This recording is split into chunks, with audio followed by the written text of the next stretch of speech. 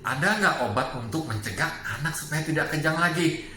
Halo, ketemu lagi dengan saya Dr. Rudi Hartono. Nah, ini ada pertanyaan yang menarik dari EWSK. Ada dua nih pertanyaannya.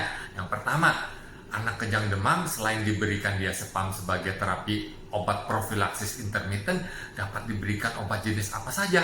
Nah, yang kedua, apakah terdapat perbedaan pemberian jenis obat profilaksis intermittent antara kejang demam sederhana dan kejang demam kompleks? Nah, mungkin ini anak EWSK ini mengalami kejang ya saat dia demam, sehingga kita sebut kejang demam, dan sudah berobat kemungkinan besar ya ke dokter anak.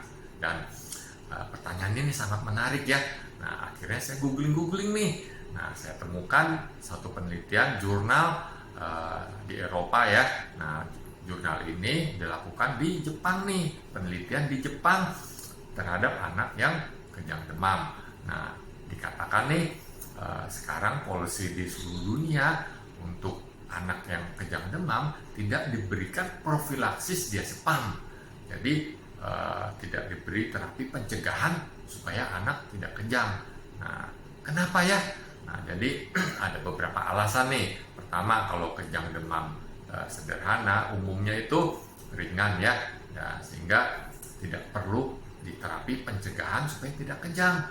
Nah, kedua, dengan pemberian diazepam pencegahan nih sebelum anak kejang, nah itu justru akan mengaburkan tanda-tanda kalau ada infeksi di otak.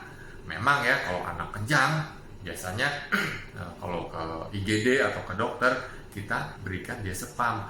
Nah, itu bukan terapi pencegahan tapi terapi pengobatan. Jadi pada saat anak kejang ya tentu kita harus memberantas kejang itu secepat mungkin. Nah, biasanya kita kasih diazepam lewat anus. Nah, itu kerjanya cepat. Nah, bagaimana seperti pertanyaan EWSK ini diberi terapi pencegahan intermittent. Jadi sebelum anak kejang, sebelum anak panas dikasih diazepam.